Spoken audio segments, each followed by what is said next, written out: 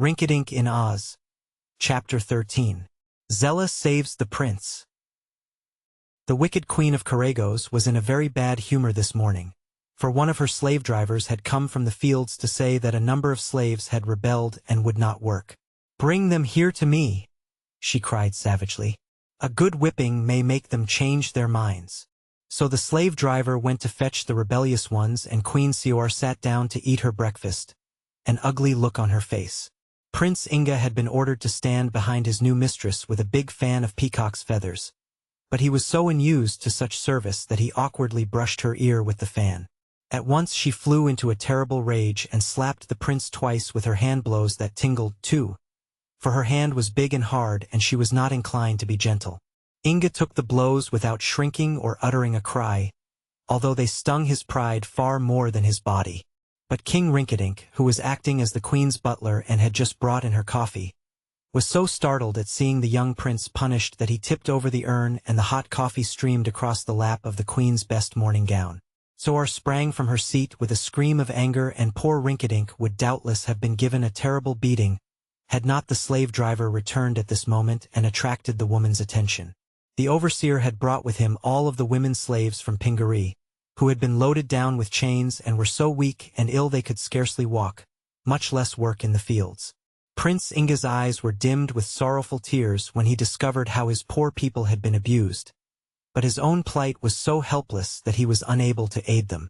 Fortunately, the boy's mother, Queen Garee, was not among these slaves, for Queen Sior had placed her in the royal dairy to make butter. "Why do you refuse to work?" demanded Soar in a harsh voice, as the slaves from Pingaree stood before her, trembling and with downcast eyes. "Because we lack strength to perform the tasks your overseers demand," answered one of the women. "Then you shall be whipped until your strength returns," exclaimed the queen, and turning to Inga, she commanded, "Get me the whip with the 7 lashes."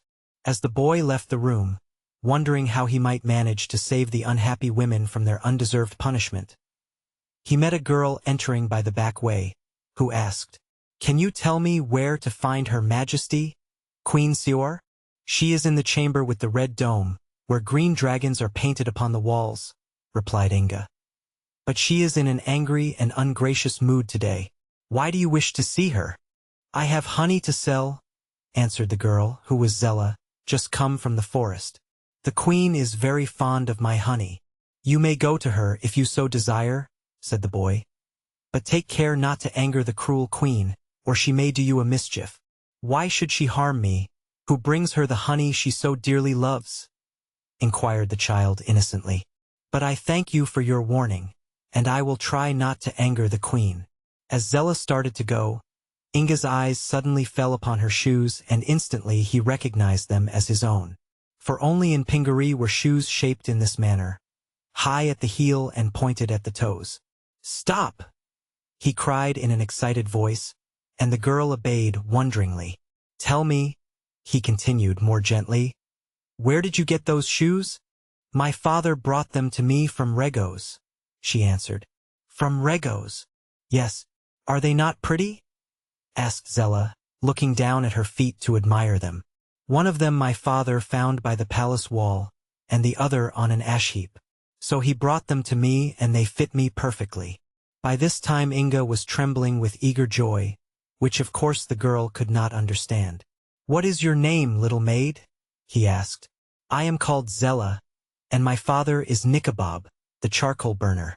"Zella is a pretty name. I am Inga, Prince of Pingaree," said he, "and the shoes you are now wearing, Zella, belong to me. They were not cast away, as your father supposed, but were lost. Will you let me have them again?" Zella's eyes filled with tears. "Must I give up my pretty shoes then?" she asked. "They are the only ones I have ever owned." Inga was sorry for the poor child, but he knew how important it was that he regain possession of the magic pearls. So he said, pleadingly, "Please let me have them, Zella. See, I will exchange for them the shoes I now have on, which are newer and prettier than the others." The girl hesitated. She wanted to please the boy prince, yet she hated to exchange the shoes which her father had brought her as a present. "If you will give me the shoes," continued the boy anxiously, I will promise to make you and your father and mother rich and prosperous. Indeed, I will promise to grant any favors you may ask of me." And he sat down upon the floor and drew off the shoes he was wearing and held them toward the girl. "I'll see if they will fit me," said Zella, taking off her left shoe, the one that contained the pink pearl, and beginning to put on one of Inga's. Just then Queen Suar, angry at being made to wait for her whip with the 7 lashes, rushed into the room to find Inga.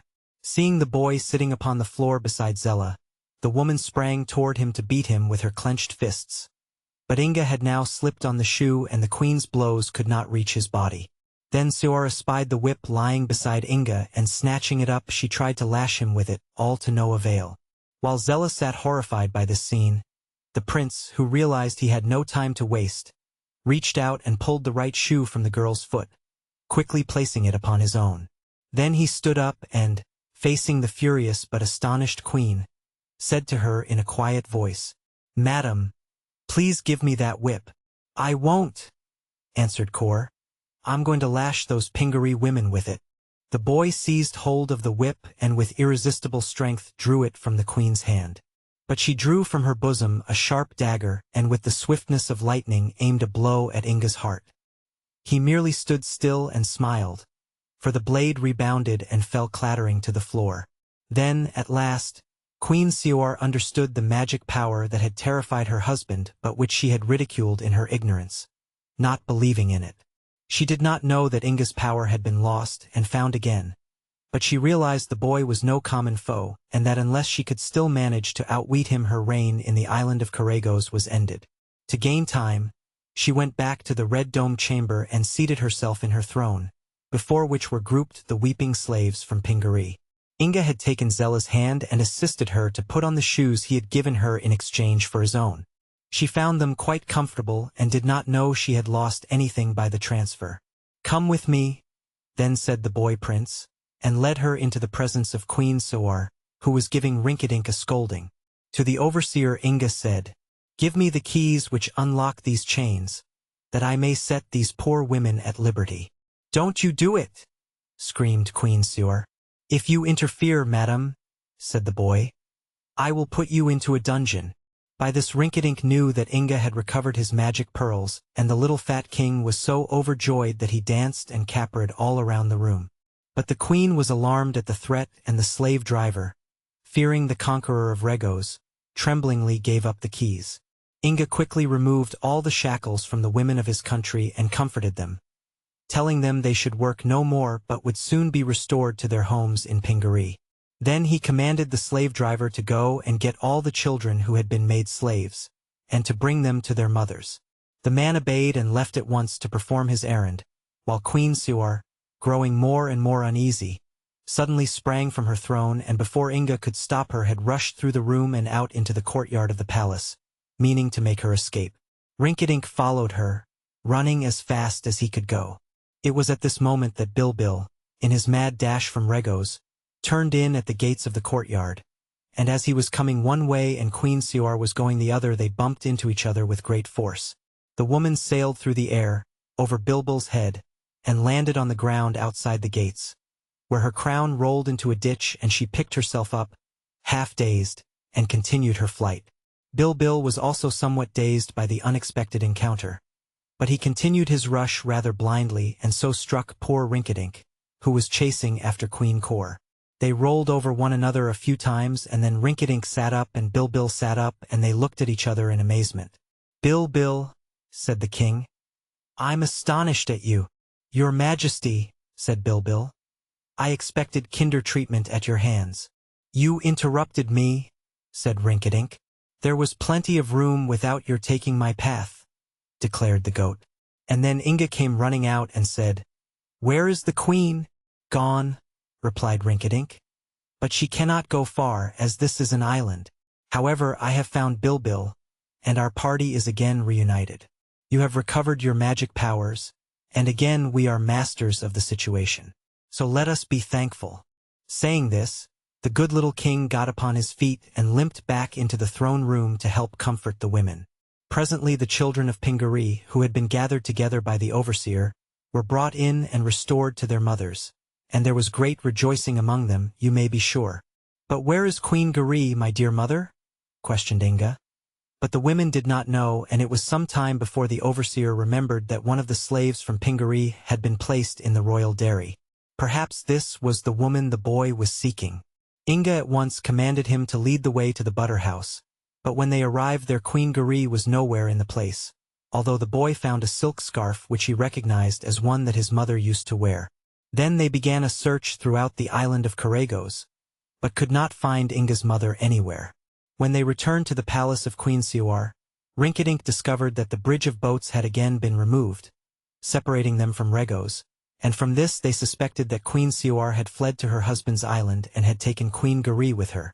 Inga was much perplexed what to do and returned with his friends to the palace to talk the matter over. Zella was now crying because she had not sold her honey and was unable to return to her parents on the island of Regos.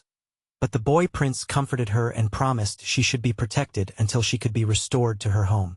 Rinkitink found Queen Kor's purse, which she had had no time to take with her, and gave Zella several gold pieces for the honey. Then Inga ordered the palace servants to prepare a feast for all the women and children of Pingaree, and to prepare for them beds in the great palace, which was large enough to accommodate them all. Then the boy and the goat and Rinkitink and Zella went into a private room to consider what should be done next.